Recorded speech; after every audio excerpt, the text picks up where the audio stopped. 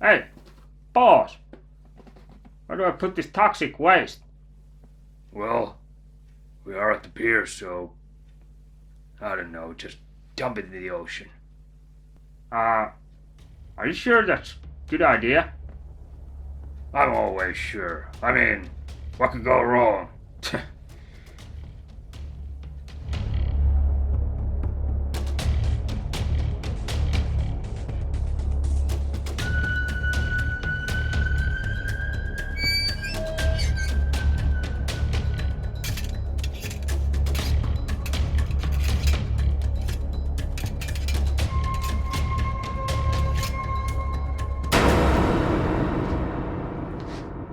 I'm a raccoon! Woof woof!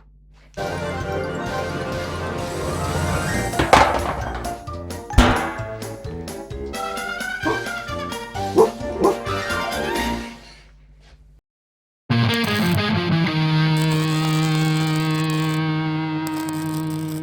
Review my ass, you dick! Hello nerds, or whatever the fuck you identify as! And it's riddle time! What do you get when you take John Woo, who's fucking a British guy, who's fucking bunch of raccoons, who's fucking Jackie Chan, who's fucking Todd Howard, while he's jacking off between the pages of a children's fairy tale book? I have no idea, but it sounds like an orgy that's illegal in many countries.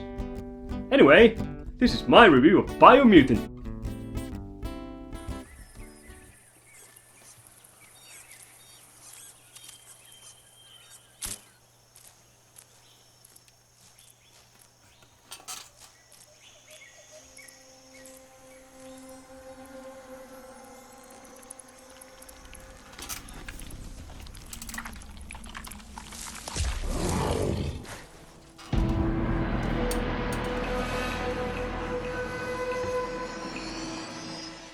Biomutant takes place in a post-apocalyptic world where people have died off and they left behind a lot of toxic waste. Thanks, assholes! Anyway, animals have started to mutate, and that's why you're now a kung fu raccoon who also has a hard-on for guns. It's like China and US melded as one, except hairier. Now there is also a life tree, or life giver, or whatever the fuck, it's a tree that gives life, that is in risk of getting destroyed by world eaters, who are huge monsters, so you set out to kick their asses and save the tree. Because if the tree falls, then that'll be the end, I guess.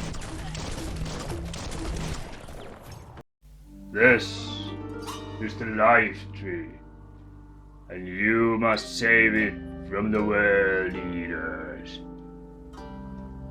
Why? Well, listen here, little shit. If this tree falls, the world will be covered in darkness. What about this tree? No, that's not important. Oh, what about this tree? No, that's not important either. What about this tree? Come on, that's a bush! What about this tree? No, that's not important.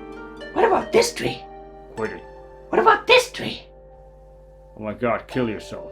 What about this tree? What the fuck is wrong with you? What about this tree?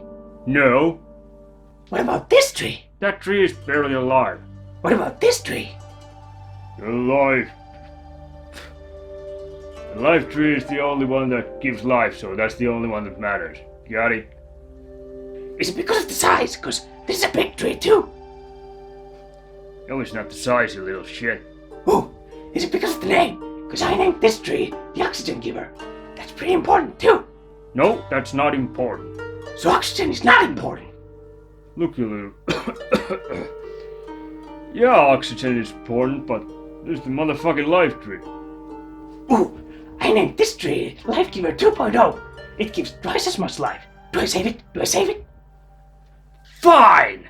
Save every goddamn tree! Save the whole fucking forest, you fucking tree-hugging dirty hippie! God damn it! Fuck! Save every bush and twig! Fuck's sakes! Only reason I wanted you to save this tree is because I like fucking peeing right next to it. Fuck! God! I wonder what his problem is. I don't even like trees. Woof woof! Dave!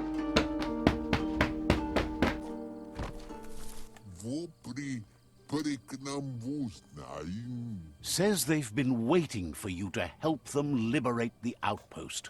There's also a revenge story here, cause the main character's home village was attacked when he was just a kid. A puppy. Veal. Nugget? Whatever the hell baby raccoons are called.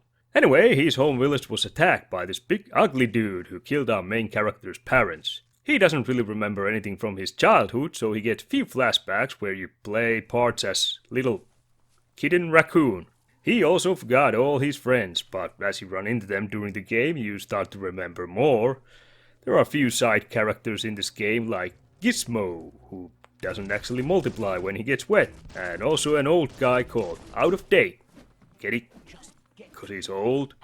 Also, a lot of characters in this game have names that sound like noises that kids with asthma make, like gulp, lump, and moo.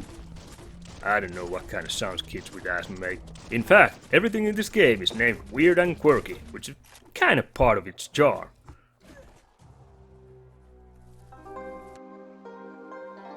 Welcome to the village of Blurk, where all the dim-dums live. In the village of Blurk, all the dim-dums wear flock wax to cover their little penises. Hey! We don't use the B word around here. This is for kids. Oh, my apologies. I meant to cover their little hump stumps. That's better. Sometimes late at night, I touch my hump stump.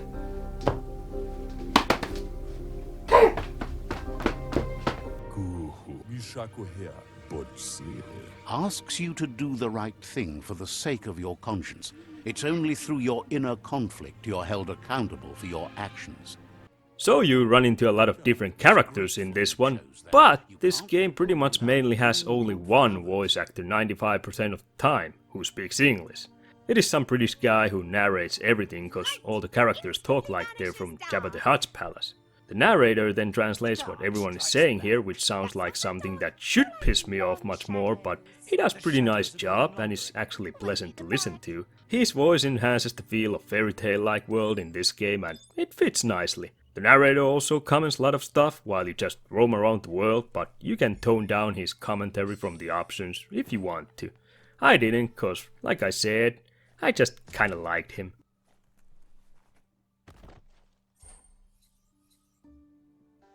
Here comes our hero, taking a little walk.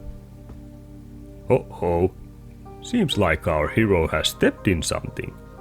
I wonder what it is. Oh no, looks like our hero stepped in some feces.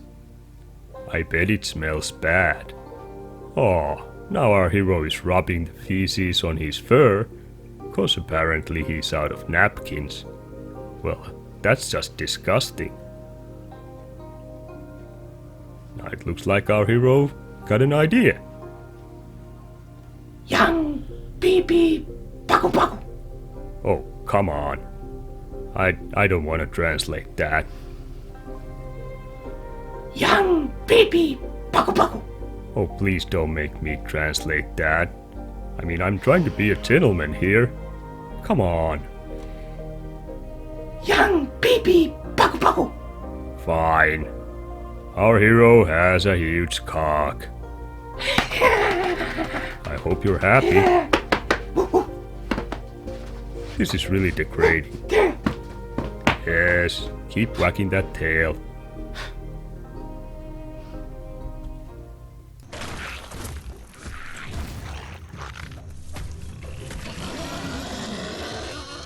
Now, Biomutant is an open-world post-apocalyptic action-adventure RPG game. Think of Fallout, but with beavers, where you go around exploring places left from human civilization, like gas stations and shops, for all kinds of treasures, and also doing various missions around the decent-sized map for all the crispy critters of the jolly forest you run into.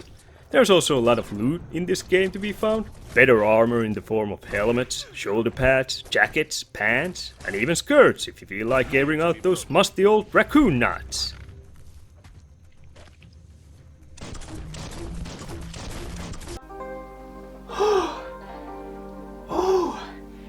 It's getting so hot in this armor. This is a weird armor. It's so hot. Oh, I wish I could find some lighter armor. Ooh. Oh, there's some loot. I wonder what's in there. Woo! This is much better armor. I can feel the air in my balls. Whee! You need here. I don't, apologize for anything, but right now I feel like I should probably apologize for that skit. It's hard to come up with stuff where you're a raccoon. So, once you get over this nightmare, let's carry on with the review. Like nothing happened, okay? No need to mention that ever to anyone. There's also firearms like pistols, shotguns and rifles, and melee weapons like swords, clubs and hammers. And if you think weapons are for pussies, you can go empty-handed and bitch slap the ass hair out of the enemy beavers. There's also modding of armors and weapons to give them that little extra oomph. You need to protect your hairy ass or shave the ass hair from enemies. And if that doesn't please you, well, you can just build your own weapon from scratch pretty much. Now, I usually detest modding and building in games, but here I actually kinda liked it. It was versatile enough to keep my interest, but also simple enough that even a monkey like me could do it. But wait, that's not all. There's also special skills and magic you can learn here too, like dashing that leaves a trail of fire behind you, like you were running to the bathroom after Taco Bell. Or maybe you'd like to spit toxic, like that small but loud part of social media always does. And after spitting all that shit, there's even a safety bubble skill for when people call you out after all that toxic you've spit. This game keeps you busy learning new skills and pretty much giving out new gear every now and then. And that's pretty great. It's a cold zone. Even a thick coat of fur is enough to keep you warm here. Woo! I found nunchucks. Nunchucks are cool. Ha! Woo! What the fuck? Skirt? What are you, some kind of pansy raccoon? Ha! Nunchucks work. Woo! Didn't even break a sweat. Ha! Imagine that.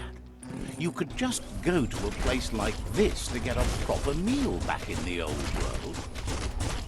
Okay, sorry again. That's the last time you see me dressed up as a raccoon, dressed up in skirt. I think I promise. I'm pretty sure I promise. Hopefully. Anyway, there's also vehicles like sort of jet ski and mech for when you need some toys to beat those pesky beavers up. They're okay. Nice change of pace at times, but they are only available at certain places. You can also tame horses, or at least critters that look like horses, and ride those too. Combat in this game is pretty much melee combos and shooting and spells/skills, so there's nice variety in it.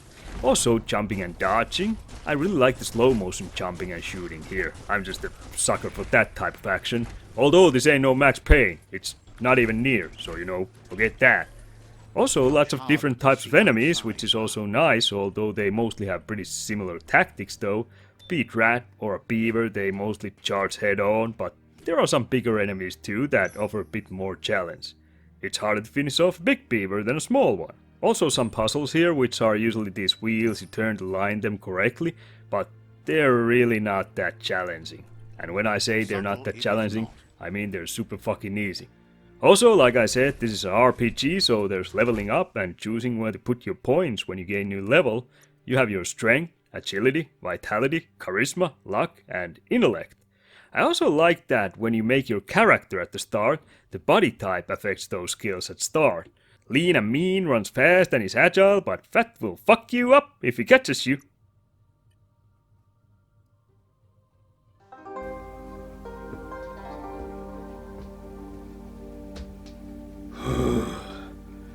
I am now strong raccoon. Ooh. Tail crush.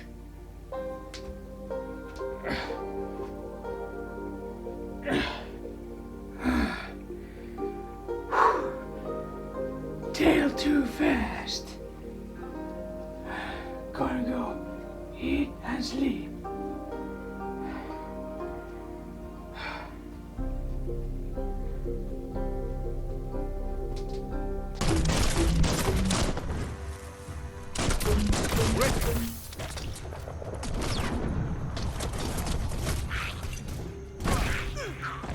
Also, gotta mention the morale system here. Here come the two other English voice actors in this game, Light and Dark. Morale system works like it usually does, you know. Do good deeds and get more light points, or do bad deeds and you get more dark points. Cool thing here is that they kinda went with the Star Wars route, so you can get skills that depend on your light and dark points.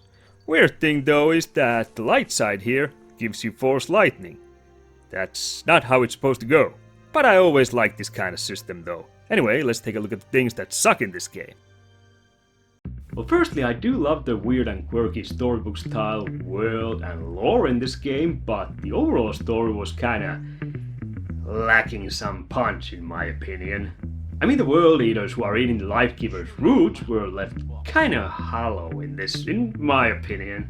I mean, it felt like they're just there so you can have boss battles, you know? You don't really... At the start of the game, you see one of them, but after that, you hear little things, and then you go to the area where the world eaters are, and, well, then there's area and you fight them, and that's just kinda... I don't know, it's kinda lacking something, in my opinion. And it doesn't help that they have cute names like Jumbo Puff and Porky Puff, and they look cute and they're hairy. I mean, that's like I randomly right now started fighting my cat and he was called Miss Sassy Pants, which he isn't. My cats have manly names, manly trailer park names like Ricky and Randy. Not that all Ricky and Randys are from trailer parks, but those names are from Trailer Park Boys, so you know they're manly trailer park names, so fuck off. But I'm not saying the problem is the names or that they're cute, it's just I don't feel like they've been really built good enough in the storytelling style that they have in this game, because they really tell you stuff about the world and the lore, and I really love that, but I kind of feel like these were kind of just thrown in there and maybe not as fleshed out as the rest of the world. I don't know, it just kind of bothered me, you know. I want to care when I kick Miss Sassy Pants' cute and furry little butt, and that's kind of the issue here. I didn't really care. Then there's the whole revenge plot, which I feel like was kind of dropped halfway through the game. I mean, the big bad guy who destroyed your village and killed your parents, you see him a couple times before the halfway mark, and then you have a fight against him at the halfway through the game, and then you don't really go back to him until the end of the game, so you know, it's kind of... Why couldn't he be more in the game, you know, build him into more menacing threat, or at least some sort of character that people could have some sort of feelings towards? Now it just felt like halfway through the game they were like, you know what, fuck it, we'll drop him and then we'll finish off all this other crap and we'll go back to him for a while, you know, at the end, and that's pretty much it. And when he reveals why he attacked your village and killed your parents, you know, the moment was pretty much like, okay, cool. I guess we fight now. I feel like they could have built him a lot more, and now when the big reveal happens, you know, you can also put some dramatic music behind there or something, because now they were just playing the same background generic music that plays throughout the whole adventure pretty much, so even in that department they were kind of lacking, you know. I don't fucking know, maybe they lost interest or something, but I feel like all the story elements are kind of lacking, which sucks because the world and the lore are pretty cool in my opinion, like I said before, you know, so... Finally I found you! Why did you attack my village and kill my parents when I was just baby Raccoon? Well, I'll tell you. The reason why I attacked your village...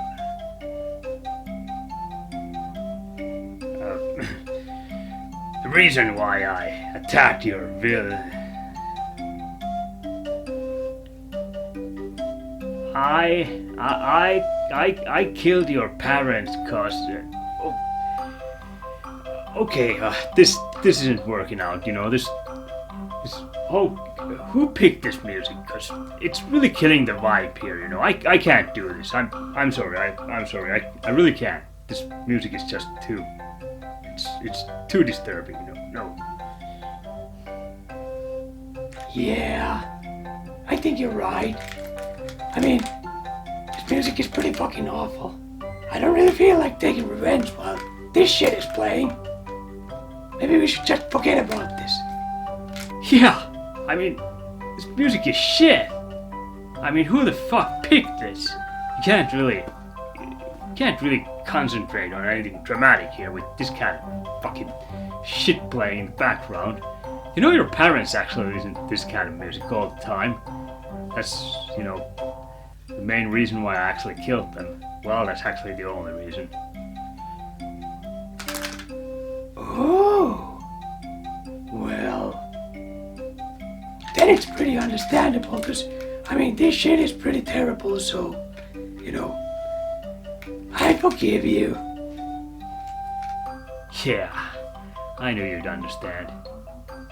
And while we're on the subject of music and sounds, they were kind of bland, the background music, I can't really remember shit about it. It was just there, it's not a big deal, but, it didn't wow me or anything. Also the sound effects when it comes to fighting, I kind of feel like they were also lacking that certain oomph, they could be a little more satisfying, but, they are what they are. It's not bad, they were okay in an average kind of way. I just really wanted to be more satisfied when I was beating up the crispy critters of the forest, now it's just, meh. Gameplay was mostly fun, but the enemies, they didn't really pose that much of a threat. I was playing on normal because, I'm not some hotshot gamer, but in this game, I could have chosen the hard difficulty because this game was overall pretty easy peasy lemon squeezy.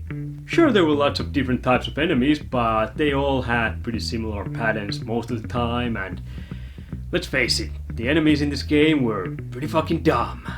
I'm not even sure hard difficulty is gonna change that much, but man, they weren't the brightest. Also, when it comes to side missions, towards the end they were kind of losing their shine. At first they were kind of cool and quirky, in the spirit of the world and lore in this game, but they got a little bit bland towards the end. I didn't do all of those, and I didn't feel like I really would have gained much if I had done all of those, but they weren't as bad as Assassin's Creed side missions. Oh no, they weren't that generic crap. I really hate Assassin's Creed. I'm sorry. Side missions in those games are written by fucking 6 years old. And in this game, one of the side missions is you need to find fucking toilets. That's how much I dislike Assassin's Creed side missions. Jesus. Fuck. I'd rather find toilets. And also when it comes to the morale system, I talked about that you need dark points and light points to get, certain skills. Well, you can pretty much get them all here. You need 30 dark points or 30 light points, and you get way more points in this game than, 60. So you can pretty much get all the skills for both sides, so, it's not like you have to devote yourself to dark side or light side, which is kind of, I like that, especially in, Infamous game, where you can only get one or the other, where you have to go full on bad or full on good. I like that more. Here it's just kind of, kill a couple of squirrels so you'll also get the dark side magic too, so, it's, it didn't mean as much when it comes to skills than it could have, so it was kind of a bit lacking, but at least I got to try all the skills, so that's great, I guess. Well, at least all the skills that I wanted to try, I didn't get them all. Overall, Biomutant isn't a perfect game, and in some areas it was a bit bland when it comes to technical and storytelling point of views, but overall I did love the world and the lore here. And when it comes to the action, it was fun and it was smooth, at least on the PlayStation 5. And when it comes to modding and loot hunting, that was pretty cool too, I enjoyed that in this game. Although once you get, powerful enough armors and weapons, it kinda loses a bit of its shine, but still, I really enjoyed that. Now this game does have some bugs and glitches, but I didn't come across anything, game breaking, so, I was cool with that. It didn't bother me that much, it was okay. And like I said a few times before, I really did like that British guy who was narrating this game, he was cool. Overall, I enjoyed my time with this game and I had fun, it was great, and I do hope there will be a sequel at some point. Because the world is it's so interesting. I really love the quirky characters and all the lore and shit, you know. It was great, it was great. I really dig this, so, you know, kind of bit different style, post-apocalyptic stuff, you know. It's not always like Mad Max. Sometimes it's Mad Raccoons or some shit. So, you know, it was good. Think of kind of light version of Fallout with rodents and Kung Fu and Star Wars Magic Force shit. Something like that. Anyway, time to slap a score on this game, and I think I'll go with 7.5. That's good, you know. It won't blow your mind, but it ain't bad either. I'd say, you know, if you have any interest, maybe give it a try. If you're not sure, give it a try when it's on sale. And like I said, I'd really like to see a sequel to this game, but the thing that sucks here, I predict it's gonna end up like Days Gone, you know, which was a good game. It had potential for more, but because, well, you know, it was what it was, it might not get that sequel. And that fucking blows, because, like I said, I see there's potential in this. It could be good, you know. They could iron out those small little kinks in the sequel, you know. We'll have to see. I hope for sequel. But you all know the ending here. Click like, click subscribe, click the bell, click the comments, click yourselves the fuck out of here, and click yourselves back when I upload more crap. But for now, it's goodbye. And one thing I gotta mention here at the end, the collector's edition for this game, that was one of the best ones when you take, you know, the price versus the shit that you actually get in it. Because it was 119 euros that I paid. That's pretty low. And you get a statue, and you get that, you know, wall flag thing, you know, whatever the shit that was. And they pretty much left out all the unnecessary crap that most people just stick in their fucking collector's editions these days, you know, like stickers and pins. Who the fuck collects stickers and pins these days? It's just... why? Those are the kind of stupid fucking small stuff that just hangs around in the corners of your house and, or, you know, drawers and shit. You don't really do anything with those. They just pile up, and then, you know, when you're old, you burn it or throw it all in trash, or I don't know, some shit like that. Forget stickers and fucking pins. I mean, they're great, kind of, but, you know, if you can keep the cost down and just give us the statue, maybe art book, maybe soundtrack CD or something, you know, that would be way better. Forget those fucking stickers and pins. Fuck those. They're not necessary. God damn it. Fucking out.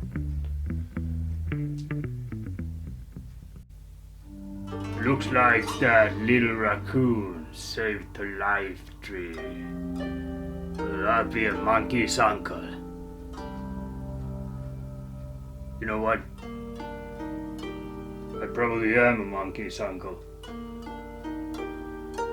Anyway, since the tree is saved, I might as well take a piss.